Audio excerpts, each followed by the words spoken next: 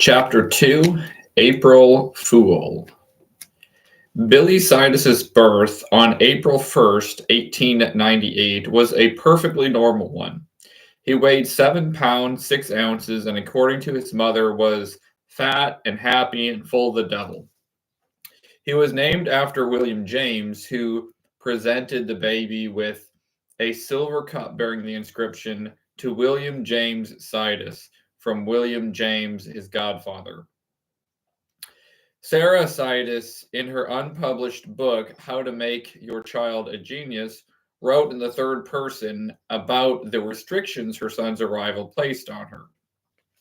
It was Sarah who first became a doctor, and she encouraged her husband to get his degree. Her plan was to go along with him on cases to aid him in his studies. One of the incidents which restrained her somewhat was the capacity. One of the incidents which restrained her somewhat in this capacity was the birth of her son, Billy. Despite the sour note of disappointment in her remark, she insisted that Billy was a carefully planned baby, his arrival a welcome event. Of Boris's reaction, she wrote, "In all his brilliant life, you would have thought the most brilliant and marvelous thing he ever did was to have a son." The couple was living on Central Park West, and when their first New York summer came, the oppressive heat would send them out of their apartment. At 3 in the morning, they took Billy strolling in his carriage in Central Park, enjoying the cool hours until dawn. I think that means 3 in the afternoon. At 3 in the morning. At 3 in the afternoon, they took Billy strolling in his carriage in Central Park, enjoying the cool hours until dawn. Oh, 3 in the morning. No, okay. Early morning. In the quiet morning, they discussed their ideas for bringing up their boy. Sarah wrote, "The most important thing we agreed on was that we should always agree. We decided that we would always stand together in our decisions and not pull and haul this infant between us in conflict. We agreed on discipline. The only discipline worth a thrip in building a worthwhile and upright person was the desire to please. If we brought Billy up to love us by our love and gentleness, then he would want to please us. And if we were always pleased by good conduct, he would be a good boy. We decided from the start that we would treat Billy just like a grown-up. Children all want to be treated on equal footing with their elders. So many parents I've seen have been completely contradictory in their approach to their children. They treat them like babies and then spank them for not behaving like grandfathers." Boris told his wife, "Before a baby can talk, his mind is there. It is a tool that may be sharpened if his parents are always reasonable and truthful and logical with him. Minds are built with use. Muscles are not built by lying in bed. Encourage this baby of ours to think, to walk down every path his fancy dictates as long as he is interested. Answer all his questions as far as you can go, as long as he asks." Besides their ideas about feeding Billy's mind and satisfying his intellectual curiosity in every turn, Sarah attempted to apply some of Boris's psychological principles to child rearing. Boris's studies of sleep indicated that the period just before falling asleep is a highly suggestible one, during which the mind is particularly receptive. This information bred in Sarah a concern about Billy's bedtime stories. "I always felt that it was very important not to tell him stories that were trite or commonplace or ugly. So much of the Grimm brothers' tales I found ugly, and Hans Christian Andersen seemed sad and melancholy. So I turned to the Greek myths for Billy's bedtime stories." In her early writing, Sarah claimed that in the beginning she goo-gooed and gagaed as much as any mother, although both parents later declared that they disapproved of baby talk and always spoke to Billy as though he were an adult. Be that as it may, Boris showed an unexpected playful side. Sarah recalled coming home one day and hearing a noise coming from the kitchen, the crash of a broken cup. An extraordinarily happy laugh from Billy, and the crash of another cup. Sarah hurried in just in time to see Boris handing the baby the third cup. "What do you do?" demanded Sarah. "But he laughs so marvelously when he breaks the cups," Boris replied shamefacedly. When Billy was 6 months old, his parents bought him a high chair. Boris insisted, "I don't care if the King of England comes to dinner. Billy will sit with us." Sarah wrote, "He had all his meals with us from the time he was 6 months old.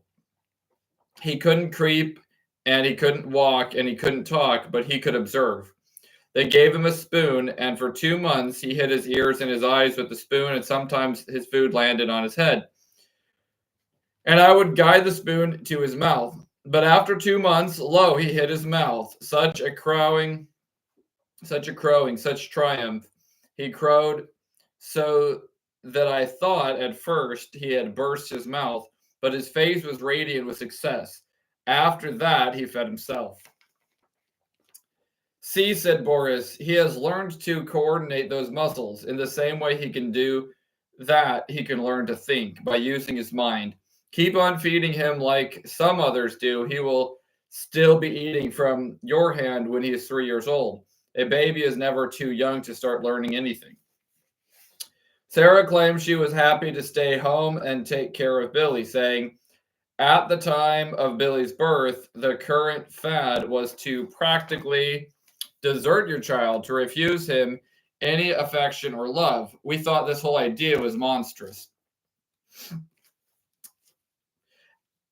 As the Sidus' second winter in New York approached, Boris insisted that Sarah buy herself a new winter coat with $20 she had saved. Winter coats were a consistent problem for the Siduses. Sarah, however, was longing to buy things for Billy to play with, and that $20 was all the cash they had. Secretly, she went to a remnant shop in downtown New York and for 60 cents bought 3 pounds of cotton batting and a few dollars worth of material, and using her old spring coat as the lining, sewed a winter coat for herself. She did all that on the sly, and the ruse worked. Boris didn't find out until years later. Sarah at last had money to spend on Billy. She bought blocks, books, maps, and a little globe.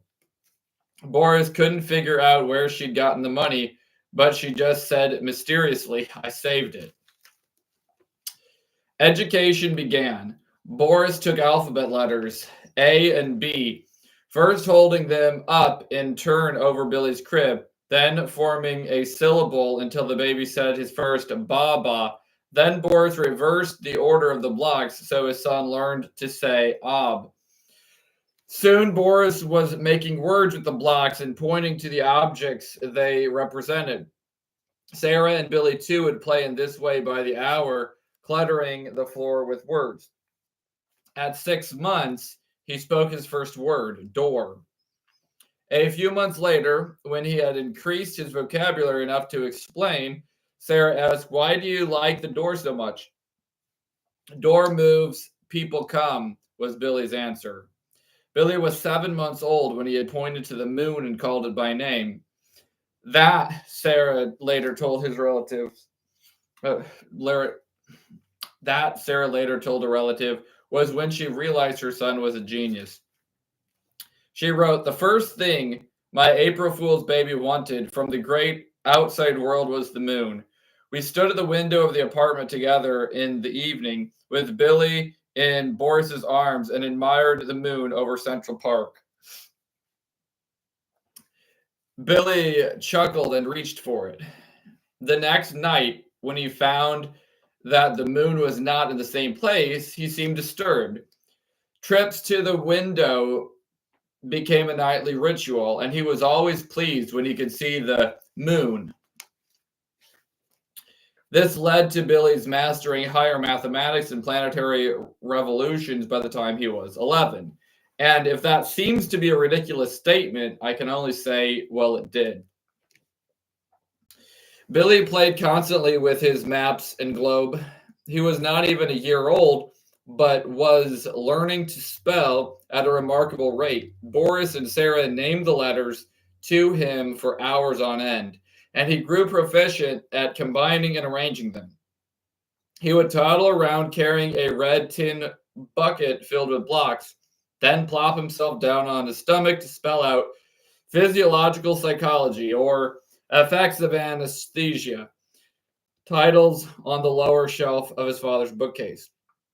At 18 months, he was reading the New York Times, and he could pluck from the bookshelf any book a visitor requested.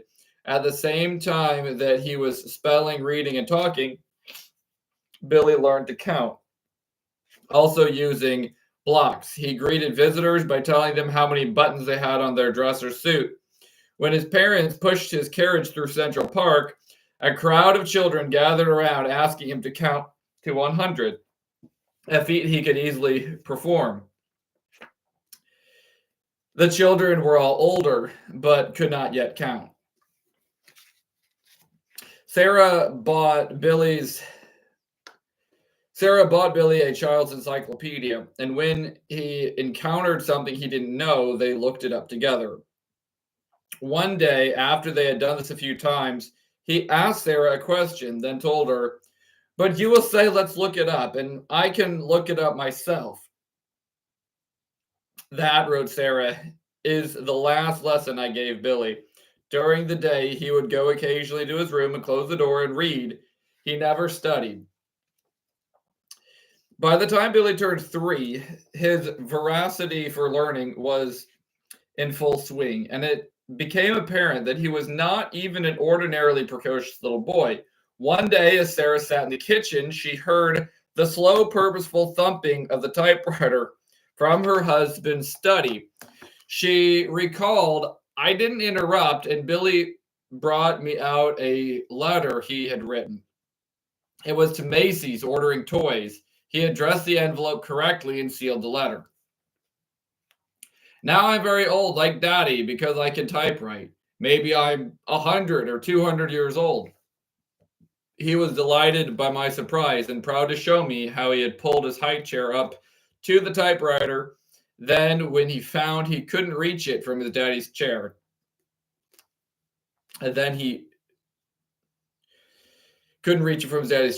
"Won't Daddy be surprised?" he crowed. His father's surprise was his greatest incentive. Billy was always in the company of Boris and Sarah and their friends. Mr. and Mrs. Isidore Strauss, they owned Macy's, were especially fond of the little Billy, and Mrs. Strauss often asked Sarah if she could, quote, borrow, end quote, the boy, whom she took home to tea and for walks and drives around New York. Mrs. Strauss invited the Citises and Billy to a costume ball. Billy, dressed in a little Russian costume Sarah had made, crawled under the magnificent dining room table and tickled the guests' toes during dinner. The amused adults picked him up and set him in the middle of the table. Mrs. Strauss explained to the assemblage who Billy was and described his remarkable abilities. Billy held court, playing guessing games with the company, answering questions, and astonishing them by reciting railroad and bus timetables as if they were children's rhymes. It was the beginning of 2 decades of being on stage.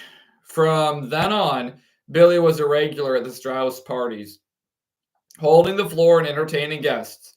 One can only assume that at age 3, the blue-eyed, apple-cheeked boy reveled in the appreciative attention of so many enraptured adults. Billy's proficiency in spelling was at this time his most extraordinary talent. Sarah and Boris stressed the role of reason and logic to Billy. They never made him do any memorizing. He was a quick study when it came to learning prefixes and suffixes. There seemed to be no stopping him. Once, at a test of Billy's powers, a friend of the family spelled out Prince Maurokordatos, a friend of Brian, with the alphabet blocks. 2 weeks later, she asked him, "What was the name of Brian's friend I spelled for you?" Billy immediately produced the phrase. Billy's next coup occurred one evening when Boris had returned from a business trip to Chicago to celebrate his birthday, and the Siduses were entertaining company. Billy slipped into the room with a book hidden from behind his back, waiting for a break in the conversation. "Does anyone here happen to know Latin?" he asked innocently. "Yes, I know a little," replied someone. "Here," said Billy, thrusting a copy of Caesar's Gallic Wars into the visitor's hands. "I can read it. Let me show you." Billy read the first page, then said, "Oh, Daddy, aren't you surprised?" Billy had taught himself Latin as a birthday present for his father by studying his mother's old Latin primer and matching the English words with the Latin ones. A few months later, poking around in his father's books, he peeked into Plato and asked, "Daddy, why are these letters different from regular letters?" Following the philosophy of answering all Billy's questions, Boris taught his 3-year-old the Greek alphabet. Then, with the aid of a Greek primer, Billy taught himself to read Homer. Boris, who was not a Greek scholar himself, was truly awestruck. At 4, Billy was typing proficiently and chattering away on difficult subjects. The following year, his abilities had so expanded that no one who encountered the child could fail to be astounded. Over the next years, assisted by his father's own considerable knowledge of languages, Billy inhaled Russian, French, German, and Hebrew, and soon added Turkish and Armenian to his repertoire. When Billy was 6, Boris gave his boy several calendars that explained them in detail. His affection for calendars and dates was so great that he quickly devised a game for himself, a game no adult was bright enough to match him in. He could calculate on what day of the week any given date would fall. Now, at Mrs. Strauss's dinner parties, he was able to amaze the guests by telling them what day of the week they had been born on, simply by being told the date and the year. Sarah continued to insist on the normalcy of Billy's activities.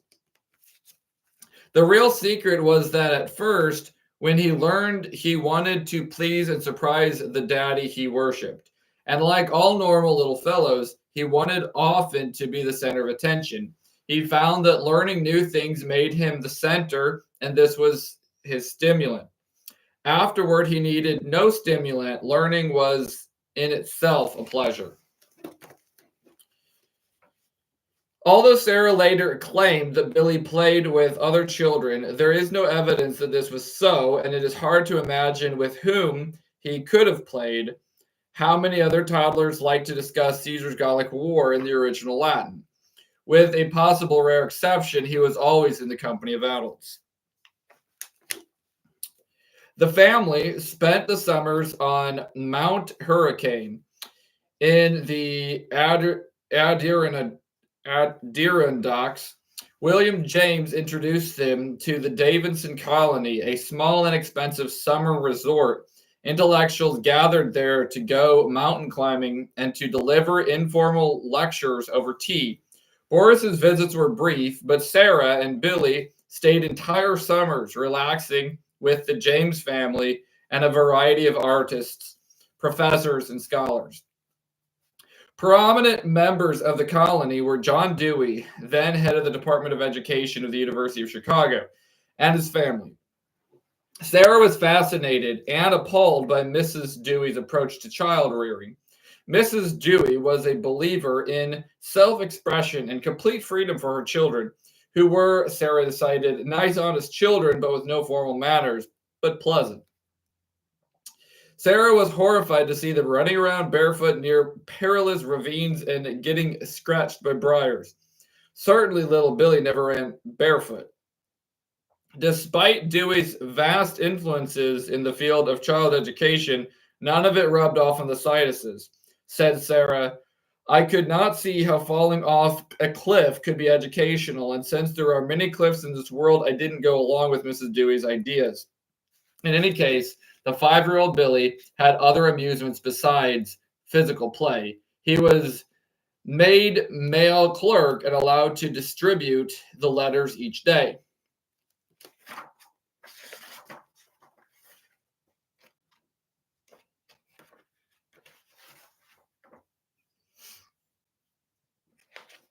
One summer evening at the colony, Billy complained of a toothache, but there was no dentist within miles. To distract Billy from the pain, Boris took him for an after-dinner walk in the lush New England countryside and explained Aristotelian logic.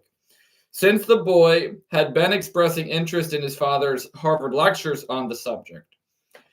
After an hour, father and son returned. Radiant Billy announced to his mother, "Now I know all about logic." A few years later, he told a friend, "I'm sorry I put off logic so long. If I had studied it sooner, it would have helped me a great deal." It was at Mount Hurricane that Billy had his first encounter with a journalist, the first of hundreds. This astute reporter jotted down his observations in a diary, publishing them 2 years later in the North American Review. It was the first reporter's eye view of Billy, and it cast him in a slightly different light from his mother's reportage. At a hotel in the mountains, it was the custom of the infant prodigy to read the menu with infinite care, looking about the room to see if all the dishes mentioned were represented on the tables and to inquire anxiously for those he did not see.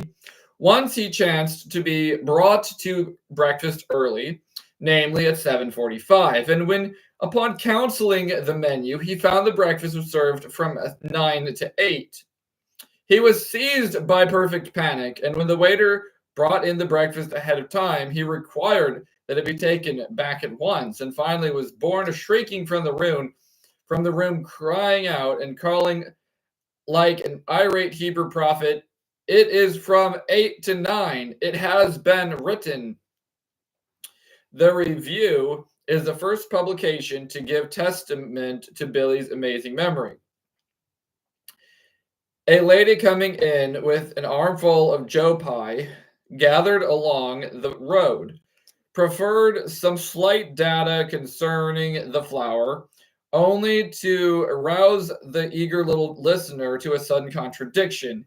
"It is not so. Consult Mrs. Dana, page 252.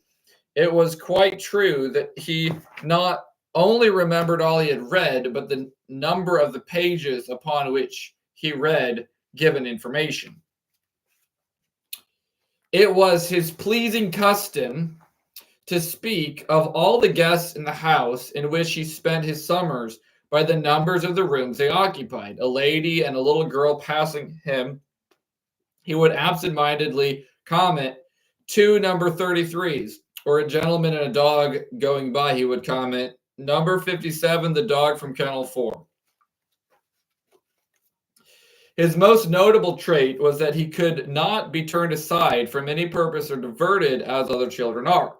He had very little interest in humanity, and the only way to see an exhibition of his unusual knowledge was to feign ignorance. He already at 5 years old knew something of English, Russian, French, and German. If one asked him to count in German, one would be met by a stony gaze of abstraction, so detached, so distant that it was truly humiliating. If, however, one came to him in the spirit of thirst for knowledge, saying, "I suppose the Germans count just the same as we do," he was lavish with instruction. Unfortunately, Billy had virtually no physical activity to complement his intellectual gymnastics. His parents disdained sports. Football player was one of Boris's favorite terms of disparagement. William James had tried to influence Boris, writing to him in the fall of 1902, "I congratulate you on WJS. What you tell me is wonderful. Exercise his motor activities exclusively for many years now. His intellect takes care of itself." This advice was promptly ignored, and Billy never had the slightest exposure to any childish outdoor games. And thank you for the 2 listeners live. Probably about 2/3 of the way through this chapter now. And here we go. Billy's next interest was anatomy. Boris, who was studying for his MD, despised memorizing and grumbling over his Gray's Anatomy. Billy kindly offered to help him and occasionally drilled his father and other medical students who dropped over to study. Sarah wrote, I can hear his small, clear voice crowing triumphantly, "Ah, you forgot the fifth cranial nerve." For years, the scientists literally kept a skeleton in their closet, which they used for their anatomy studies. Billy found it and, not the least bit frightened, studied it for hours. One day, a friend of Sarah's approached her in her tizzy with this story. You and Boris were both out, and Billy invited me in to wait for you. He had out that skeleton and was sitting on the floor poring over a big book. I saw that it was a textbook on obstetrics. What are you doing, Billy? I asked. And he told me, I'm trying to find out where the baby comes out. With the skeleton and Grey's Anatomy, Billy learned so much about physiology that as Boris later told a reporter, he could pass a medical exam at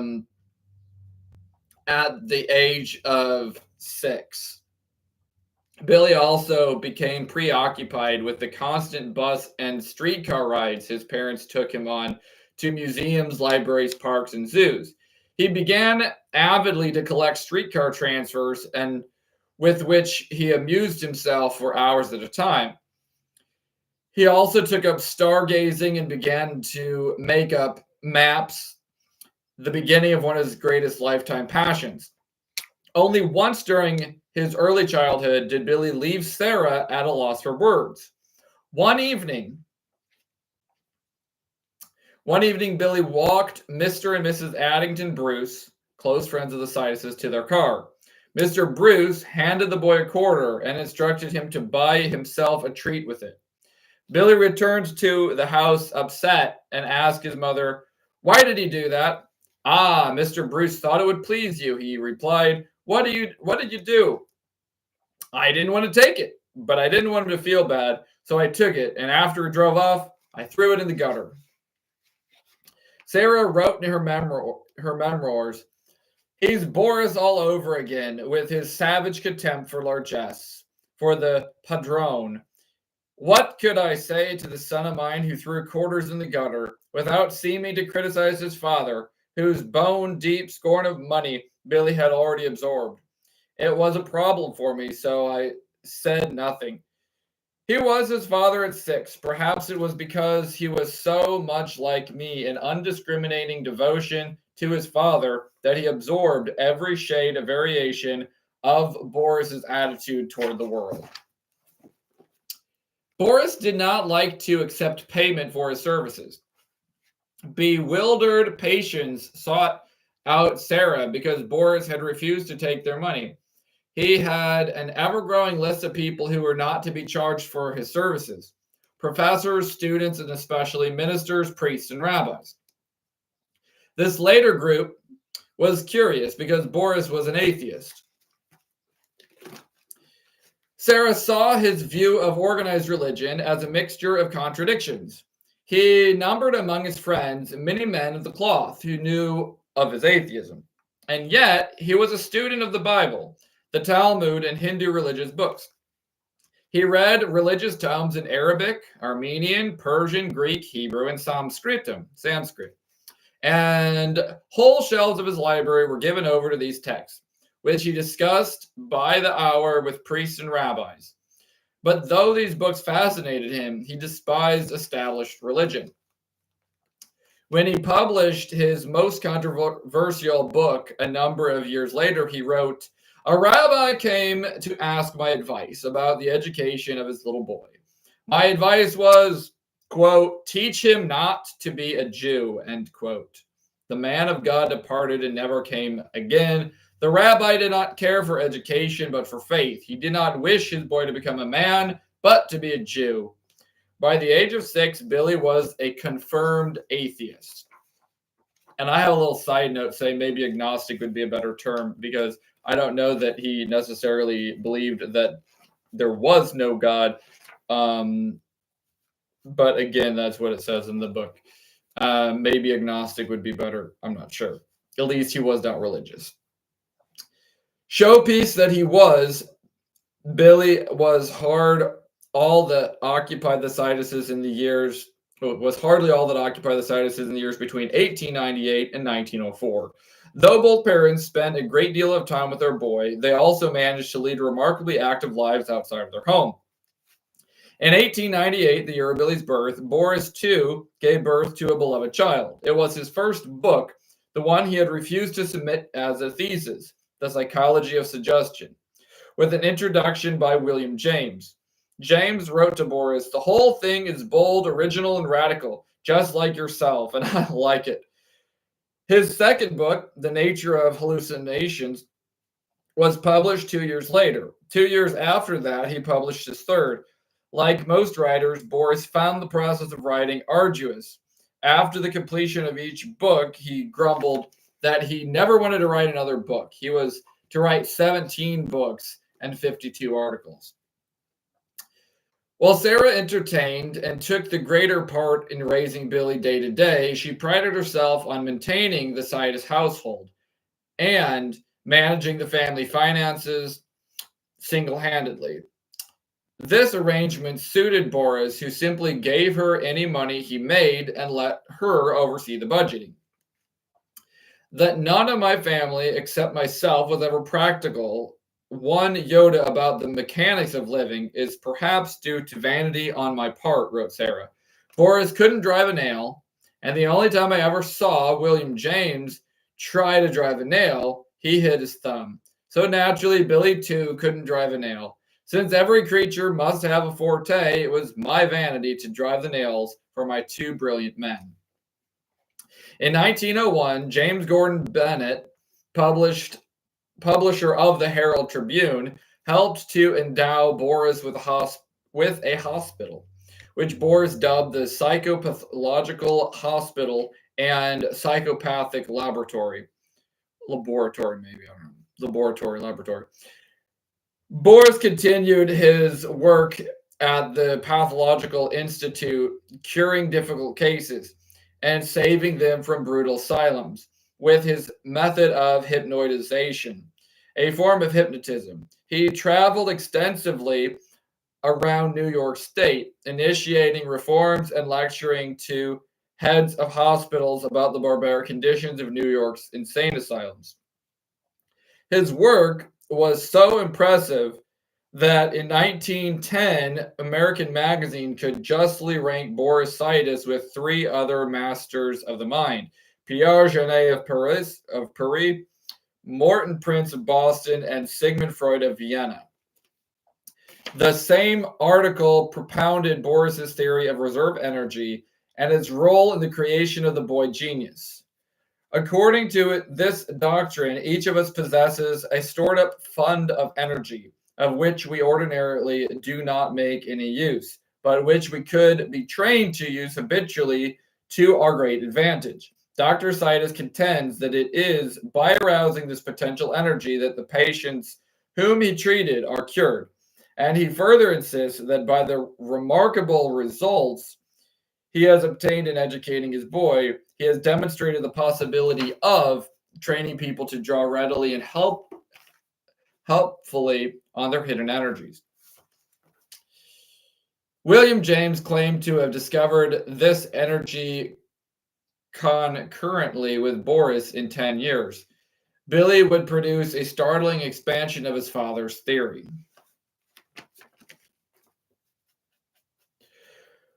Though Boris's research was progressing well, he was running into difficulties at the Pathological Institute, and after 3 years, it was shut down by state authorities who were opposed to its emphasis on experimental research.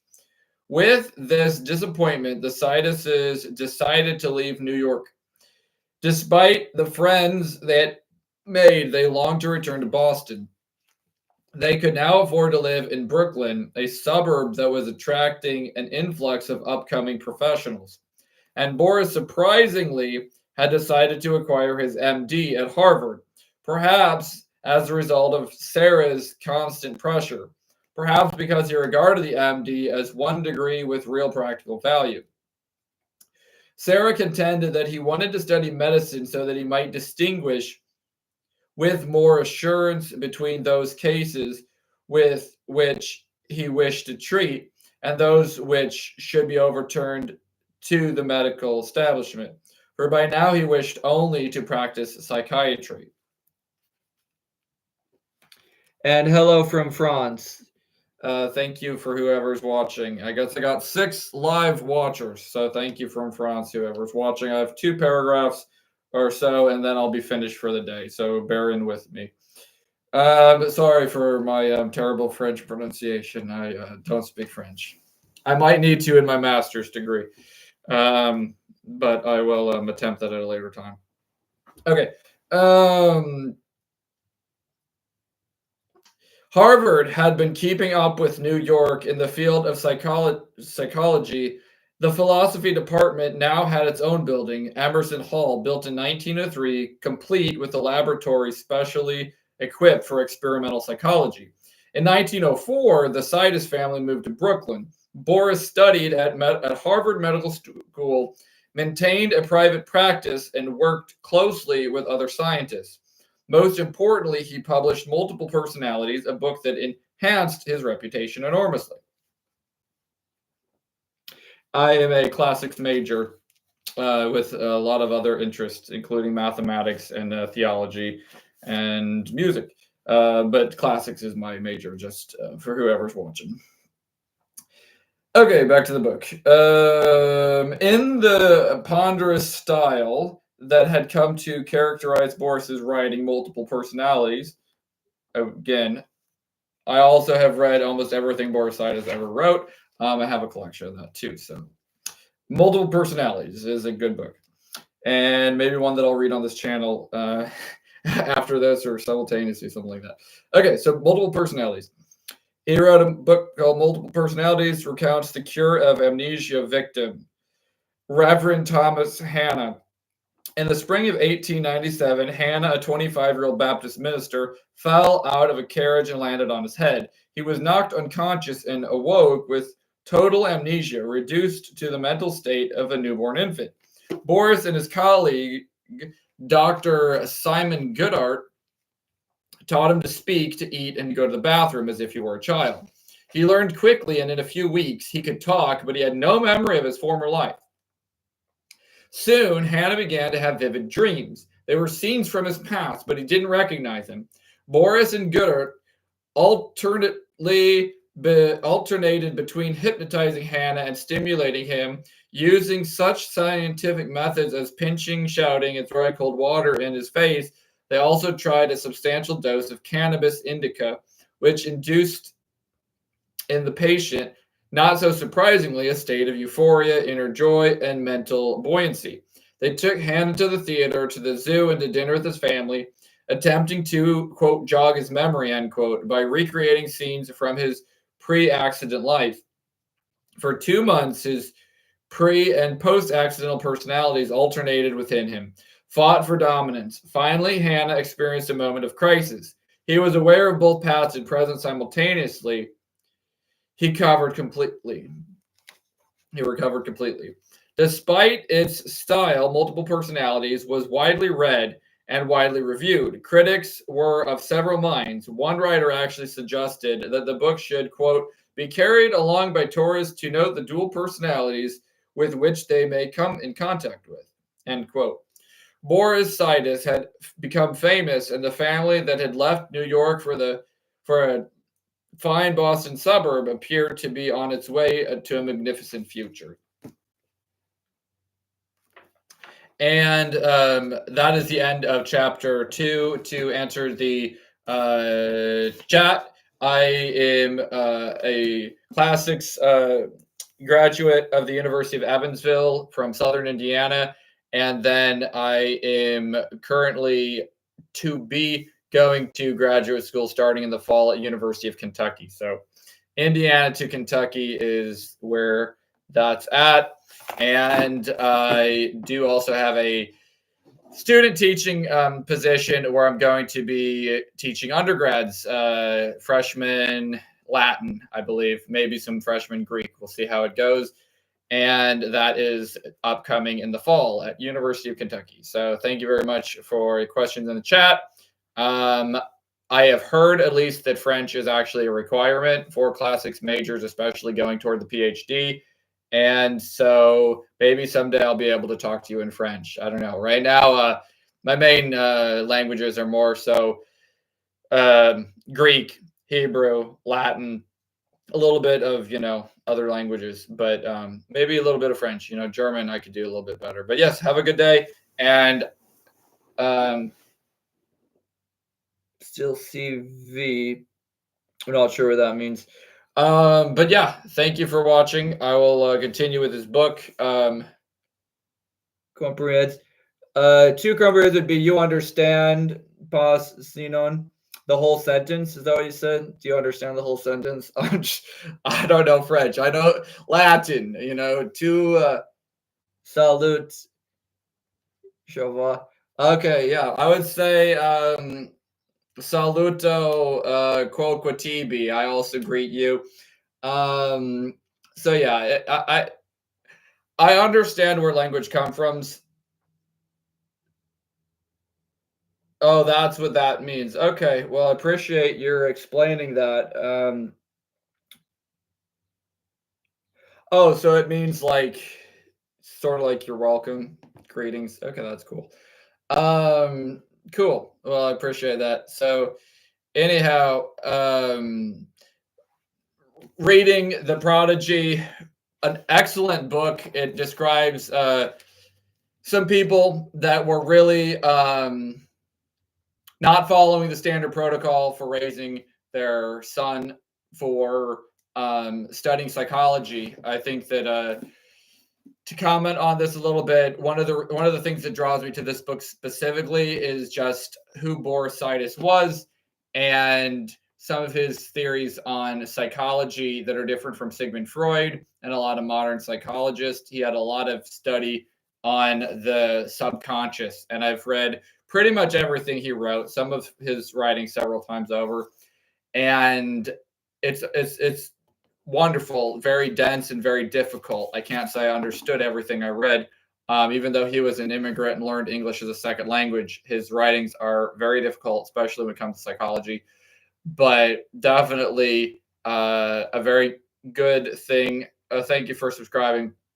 Very, very good thing to add, whether or not you're studying, psychology, human behavior. I am wanting to take my degree to the step of, and okay, thank you. Yes, another thing I'm doing here is practicing sight reading because a year ago I started reading psalms and different things for church, and I realized that if I read at sight, I wasn't used to it. I did actually read a lot of Greek and Latin at sight, and realized that my English skills weren't the best. And I'm a native English speaker, born and raised in America, so I realized, well, I can't be sight reading English poorer than I could sight read Greek, Hebrew, and Latin. So I might as well practice sight reading. So yes, that's part of it too. So yeah, and another thing too is, as far as I know, this book it's been out since the '80s and has not had any kind of audio publication or anything. So I'm trying to do something unique, something different, something that's never been done before, and try to prompt some conversation around some very brilliant people of the past, people that I think had a lot of good information, good ideas, and definitely things that can be used for further studies in the future about how to teach children ancient languages. Could everybody actually be as smart and clever as his son, William James Sidis? It's a question.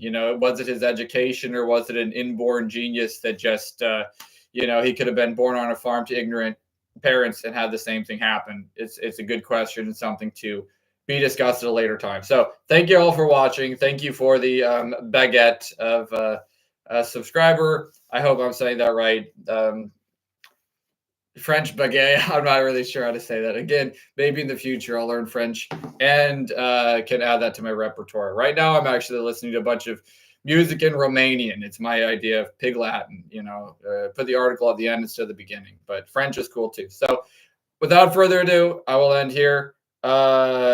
Take care, everybody, and I will say in Proxy Moon. Okay, see you guys later.